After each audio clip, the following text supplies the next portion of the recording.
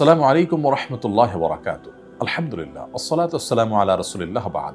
সুপ্রিয় দর্শক শ্রোতা ভাই বোন, নদীমাতৃক এলাকা এবং সমুদ্র তীরবর্তী অঞ্চলে ঝড় জলোচ্ছ্বাস হবে, এটি সুন্নাতুল্লাহ ফিল আরদ বা পৃথিবীতে আল্লাহ সুবহানাহু ওয়া তাআলার সিস্টেম এবং নিয়মেরই অংশ। ঠিক যেমনিভাবে মরু অঞ্চলে মরুঝড় হয়ে থাকে এবং বনাঞ্চলে ভিন্ন ধরনের প্রাকৃতিক দুর্যোগ হয়ে থাকে, পৃথিবীর এক এক অঞ্চলে এক এক জায়গায় এক এক রকমের প্রাকৃতিক দুর্যোগ হয়ে থাকে এবং যেখানে যেরকম প্রাকৃতিক দুর্যোগ হওয়ার কথা সেটি সেখানে হওয়াটাই বরং স্বাভাবিক এবং এটি আল্লাহ সুবহানাহু ওয়া তাআলার নিয়মের অংশ, সিস্টেমের অংশ। এই সমস্ত প্রাকৃতিক দুর্যোগ আল্লাহ তাআলা কখনো কখনো দিয়ে থাকেন আমাদেরকে পরীক্ষা করবার জন্য, আবার কখনো কখনো দিয়ে থাকেন আমাদের কোনো কৃতকর্মের নগদ শাস্তি স্বরূপ, যাতে করে আমরা সতর্ক হয়ে ফিরে আসতে পারি মন্দ কর্ম থেকে। আবার কখনো কখনো আল্লাহ তাআলা বিপদ আপদ দিয়ে থাকেন মানুষের মর্যাদা বৃদ্ধি করবার জন্য সবরের মাধ্যমে। অতএব ঝড় জলোচ্ছ্বাস আমাদের এই অঞ্চলে প্রায় হয়ে থাকে। এগুলো নানা উদ্দেশ্যে হতে পারে, নানা কারণে হতে পারে। আমরা এটি কি কারণে হয়েছে সেটি নিশ্চিত করে কখনোই বলতে পারবো না, কারণ সেটা একমাত্র আল্লাহ তাআলা ভালো জানেন সেটি আমাদের আযাব হিসেবে এসেছে নাকি পরীক্ষা হিসেবে এসেছে নাকি অন্য কোনো উদ্দেশ্যে এসেছে। তবে নবী করিম সাল্লাল্লাহু আলাইহি ওয়াসাল্লামের সুন্নাহ এর আলোকে ঝড় জলোচ্ছ্বাস যখন হবে, তুফান যখন হবে, প্লাবন যখন হবে, তখন আমরা বেশ কিছু মাসনুন আমল করতে পারি। তোমাদের থেকে সর্বপ্রথম যে আমলের কথা আমরা বলবো তা হলো, একজন মুসলিম তিনি এ ধরনের পরিস্থিতির পূর্বাভাস পেলে তিনি শুরু থেকেই সর্বোচ্চ সতর্ক থাকার চেষ্টা করবেন এবং যখন ঝড় জলোচ্ছ্বাস শুরু হয়ে যাবে এবং বৃষ্টি ভয়াবহ আকার ধারণ করবে, তখন নবী সাল্লাল্লাহু আলাইহি ওয়াসাল্লামের সুন্নাহগুলোকে তিনি অক্ষরে অক্ষরে মেনে চলবেন এবং নিজে সর্বোচ্চ সতর্ক থাকবেন। এ সম্পর্কে যারা বিশেষজ্ঞ আছেন তারা যে সমস্ত সতর্কবার্তা দিয়ে থাকেন, যে সমস্ত সতর্কীকরণ আমাদেরকে করে থাকেন এবং যে সমস্ত পরামর্শ দিয়ে থাকেন, সেগুলো একজন ঈমানদার সর্বোচ্চ গুরুত্ব দিয়ে আমল করবেন। এটা হলো প্রথম কাজ। কারণ আমি আমার সাধ্য অনুযায়ী সতর্ক থাকার, আত্মরক্ষার জন্য সচেষ্ট থাকব, এর পাশাপাশি আল্লাহ তাআলার কাছে দোয়া করব। আমি নিজে অসতর্ক থেকে শুধুমাত্র দোয়া পাঠ করলাম, এই শিক্ষা ইসলাম আমাদেরকে কখনো দেয়নি। অতএব সর্বপ্রথম করণীয় হবে যে আমরা প্রত্যেকে ঝড় জলোচ্ছ্বাস তুফান এগুলো আঁচ করতে পারলে, পূর্বাভাস জানতে পারলে, এগুলো যেন আমাদেরকে কোনোভাবে ক্ষতিগ্রস্ত করতে না পারে, আগাম সতর্কতার যে উপায়গুলো আছে তার সবগুলো আমরা অবলম্বন করবো ইনশাআল্লাহ তাআলা। এবং ঝড় চলাকালীন সময়ে নিজে সতর্ক থাকা, অন্যকে সতর্ক রাখার চেষ্টা করবো। নবী সাল্লাল্লাহু আলাইহি ওয়াসাল্লাম বলেছেন, লা দরারা ওয়ালা দিরারা, কেউ নিজে ক্ষতিগ্রস্ত হওয়া কিংবা অন্য কাউকে ক্ষতিগ্রস্ত করা কোনো অবস্থাতে ইসলামে জায়েজ নয়। অতএব সতর্কতামূলক যে পন্থাগুলো আছে সেগুলো অবলম্বন করবে, এটি হলো প্রথম আমল। একজন ঈমানদার তিনি বিশ্বাস করবেন যে আমার সতর্কতা যা যা করার আছে তার সবগুলো করা সত্ত্বেও হবে সেটাই যেটা আল্লাহ তাআলা ফয়সালা করেছেন, বিধায় আমার সকল পদক্ষেপ গ্রহণ করবার পরও আমাকে আল্লাহর দিকে রুজু হতে হবে। অতএব আল্লাহর দিকে রুজু হয়ে দ্বিতীয় যে করণীয়টি তিনি করবেন তা হলো, যখন বৃষ্টি হবে তখন বৃষ্টি যদি মনে হয় যে ক্ষতিকর বৃষ্টিতে রূপ নিচ্ছে, তখন আল্লাহ তাআলার কাছে দোয়া করবেন নবী সাল্লাল্লাহু আলাইহি ওয়াসাল্লামের শেখানো দোয়া দিয়ে। আর সেটি হলো আল্লাহুম্মা সাইয়্যিবান নাফিআ, আল্লাহ উপকারী বৃষ্টি আমরা আপনার কাছে চাই। ঠিক এমনিভাবে আরেকটি দোয়া নবী সাল্লাল্লাহু আলাইহি ওয়াসাল্লাম শিখিয়েছেন এই প্রসঙ্গে, তা হলো আল্লাহুম্মা হাওয়ালাইনা ওয়ালা আলাইনা। খুব ছোট ছোট দোয়া, আল্লাহুম্মা সাইয়্যিবান নাফিআ 3 শব্দের দোয়া, আল্লাহুম্মা হাওয়ালাইনা ওয়ালা আলাইনা এটাও 3 শব্দের দোয়া। আল্লাহ, আমরা যে বৃষ্টি পাচ্ছি এই বৃষ্টি যদি বেশি হয়ে যায় তাহলে আমাদের এই জনবসতিতে নয়, বরং আমাদের বাইরে, জনবসতির বাইরে যে ক্ষেত খামার আছে, যে বনাঞ্চল আছে, পাহাড়ি এলাকা আছে, সেখানে বৃষ্টি দিন এবং এমন জায়গায় বৃষ্টি দিন যেখানে আমাদের বৃষ্টি উপকার বয়ে আনবে, যেটা আমাদের ক্ষতিগ্রস্ত করবে না। এই দোয়া পাঠ করব।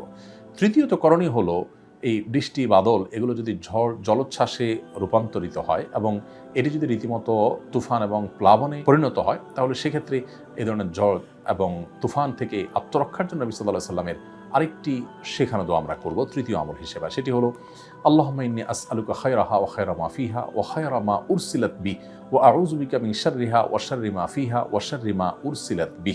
যার অর্থ হলো, হে আল্লাহ, এই যে মেঘমালা এবং এই যে বাতাস, এই ঝড় বাতাস মেঘ, এর যে কল্যাণ আছে এর মধ্যে যে আরো নানাবিধ কল্যাণ আছে। ঝড় বাতাসটা যতটুকু আমাদের জন্য কল্যাণ করা হয় ততটুকু, এবং এর ভেতরে আরো যে প্রাসঙ্গিক কল্যাণ আছে সেগুলো, এবং যে উদ্দেশ্যে, যে কল্যাণের উদ্দেশ্যে ঝড়কে আপনি প্রেরণ করেছেন বা প্রেরণ করা হয়েছে সেটার কল্যাণটা আমরা চাই।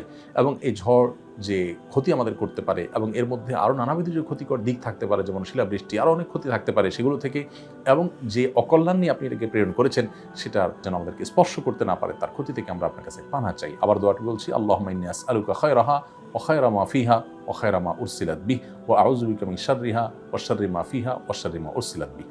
এই দোয়াটা আমরা ঝড়ের সময় পাঠ করলে আল্লাহ রাব্বুল আলামিন আমাদেরকে ইনশাআল্লাহ হেফাজত করবেন। চতুর্থত যে আমলটি করব তা হলো, যখন ঝড় জলোচ্ছ্বাস দেখা দিবে তখন আমরা সবর করব, ধৈর্য ধারণ করব। বিশেষ করে যখন বাতাস বইতে থাকবে খুব জোরে, যার দ্বারা আমরা হয়তো কোনো কারণে ক্ষতিগ্রস্ত হতে পারি, তখন আমরা সেই বাতাসকে, ঝড়কে গালিগালাজ না করে সবর করব। কারণ নবী সাল্লাল্লাহু আলাইহি ওয়াসাল্লাম সহিহ মুসলিম হাদিসে বলেছেন যে তোমরা বাতাসকে গালি দিও না, বাতাসকে গালি দিও না এবং মন্দ কথা বলো না। অনেক সময় আমরা ধৈর্য হারিয়ে ফেলে আমরা আল্লাহর সমস্ত সৃষ্টিকে গালমন্দ করে বসি এবং বাজে মন্তব্য করে বসি, সেটি না করি। নবী সাল্লাল্লাহু আলাইহি ওয়াসাল্লাম বলেছেন আমরা যেন আল্লাহর কাছে পানা চাই, আশ্রয় চাই এবং এর কল্যাণটা কামনা করি, অর্থাৎ দোয়া করি। পঞ্চম এবং সর্বশেষ করণীয় যেটি বলতে চাই তা হলো ঝড় জলোচ্ছ্বাস যখন দেখা দিবে বা প্লাবন দেখা দিবে বা বৃষ্টি হবে, সেটি যখন ভয়ঙ্কর রূপ ধারণ করবে, তখন আমরা আল্লাহর দিকে ভিতর সন্ত্রস্ত হয়ে আল্লাহর কাছে পানা চাইব। অনেক সময় নবী সাল্লাল্লাহু আলাইহি ওয়াসাল্লাম এই জাতীয় পরিস্থিতিতে মেঘমালা দেখলে, ভয়াবহ বৃষ্টি বাদল হতে পারে সেরকম আশঙ্কা করলে তিনি মসজিদে এসে আশ্রয় নিতেন এবং আল্লাহর দিকে রুজু হতে মনোনিবেশ করতেন। ঠিক আদ সামুদ জাতি তারা এরকম মেঘমালা দেখে মনে করেছিল স্বাভাবিক মেঘমালা, কিন্তু সেটি আল্লাহর আযাব বয়ে আনছে এবং তাদেরকে শেষ করে দিয়েছে। ইতিহাসে তারা এখনও আমাদের শিক্ষণীয় বিষয় হয়ে রয়েছে। অতএব এ ধরনের পরিস্থিতিতে একজন ইমানদার কোন অবস্থাতে ফুর্তিতে লিপ্ত হবে না, বরং তিনি ভীত সন্ত্রস্ত থাকবেন।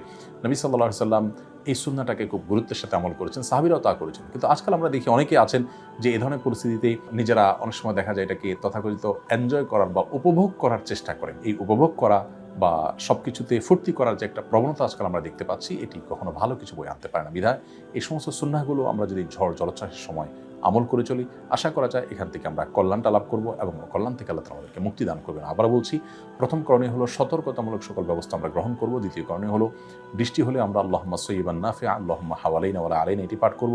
তৃতীয় করণীয় হলো ঝড় দেখা দিলে, তুফান দেখা দিলে তখন আমরা দোয়া পড়ব। নবী সাল্লাল্লাহু আলাইহি ওয়াসাল্লাম সেখানে দোয়া আল্লাহুম্মা ইন্নী আসআলুকা খায়রাহা ওয়া খায়রা মা ফিহা ওয়া খায়রা মা উরসিলাত বি ওয়া আউযু বিকা মিন শাররিহা ওয়া শাররি মা ফিহা ওয়া শাররি মা উরসিলাত বি।